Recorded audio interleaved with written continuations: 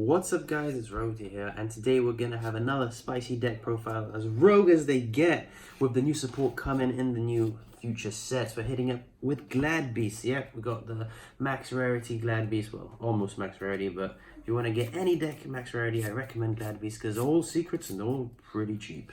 So let's start with the deck profile. We got triple nauseous. Basically you play him at 3 in case they make you go first, and he's also a foolish burial, which is really good because the other Glad Beast can recur from the grave, and he's basically unkillable for 1 attack, and he tags out. He's just a really good card. Level 5 helps you go into the future fusion plays. Then we got, in my opinion, this guy is pretty much the best Glad Beast monster. He's a monster reborn, and you can monster reborn him and then monster reborn again, because he's not once per turn. None of the Glad Beasts are really once per turn. So yeah, and it's beautiful and secret rare. This deck is quite the show. We got triple test tiger again in secret rare. This is also an amazing card that you pretty much always want to see, especially with that new link monster that's coming out. This guy is basically just, he stops you having to go to battle phase to do any Glad Beast effects, and yeah, the tribute, he has to tribute himself to those costs, remember that. Triple gamma, my theory behind this, and obviously the brick, is that they all shuffle back as costs, so you'll have no monsters on the field for when they do effects, so you can always gamma them.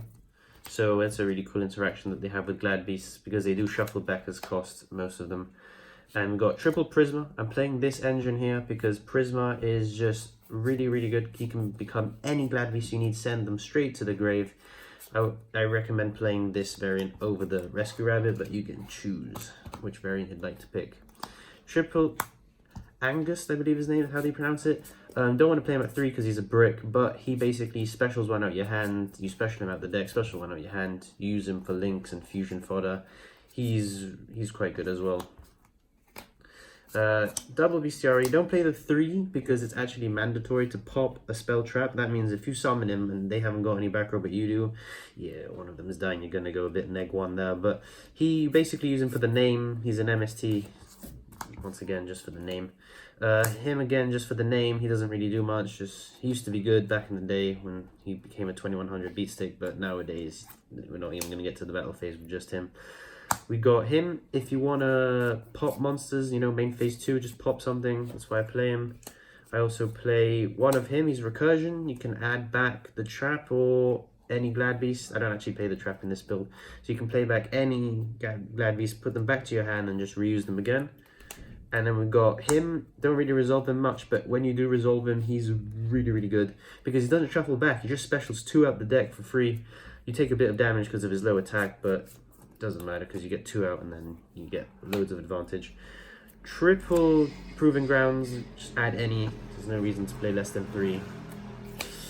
This card's actually really good because it can shuffle itself back. I didn't realize that until a lot of testing. You can actually put itself back and draw 3, and it doesn't shuffle as cost. So they ash you, you just, you know, you lose the 1 card instead of shuffling back. Triple Twin, because you go in second deck. Don't like back row, you need your normal summon. If they negate that, it's pretty hard to play on without your normal summon, and that's the reasoning. Triple call, you don't see gamma, they ash you when they shuffle back and you basically cry. So you need triple call, in my opinion, just to stop them ashes. The 1 hero lives. If this card was at 3, this deck would be so much better for the Prismas. It doesn't matter the life points, as you'll see, because we play triple of the trap. I once had pay 4k, pay 2k, pay 1k, pay 500. Yeah. You play triple of this because it's just 3 negs of anything, and this to get the Prisma out without using your normal. That's the only other way you can play through if you get your normal negged. And out to the extra deck, we're going to go with the Boral Sword and the Borrow Load as your link 4s, OTKs, and to just get stuff that's problematic. Then we got the Nightmare package, just generic stuff, back row and more monster pops. 2 of this guy, not the best Glad Beast, but you can make him, his arrows, you basically make him for the arrows, for the fusions. You make him and then you make this guy underneath. And this guy is the best fusion the Glad Beasts have. He basically just brings out another one for free with ignoring the summoning conditions. So yeah, you go really plus for that guy. You just use him for the arrows, and this guy, you usually use him to bring out this guy. Can't even pronounce that name. I'm not even going to try and butcher that. He's a neg. You have to discard 1 to neg, but usually he's only bought out with this guy because he's really, you know, quite card costs a lot of cards to make is basically what I'm trying to say here. He costs 3 monsters and then you shuffle. He doesn't even shuffle back. So basically, just make him with this guy, please. Just do that. We've got 2 of this guy. He's also like the first guy that I showed before, but he's more expensive card-wise. He costs 3, and he's just not as good. But, you know, if they hit that one, you have this one. And the second best fusion in the extra deck, guys, the rest just Mr. Pop 2, shuffle back, make him again, pop another 2. Just the heart and soul of the deck is this guy. So yeah, that's the end of the deck profile. Hope you guys enjoyed. Let me know down in the comments what deck profile you want to see next, and don't forget to hit that subscribe button if you enjoyed the video.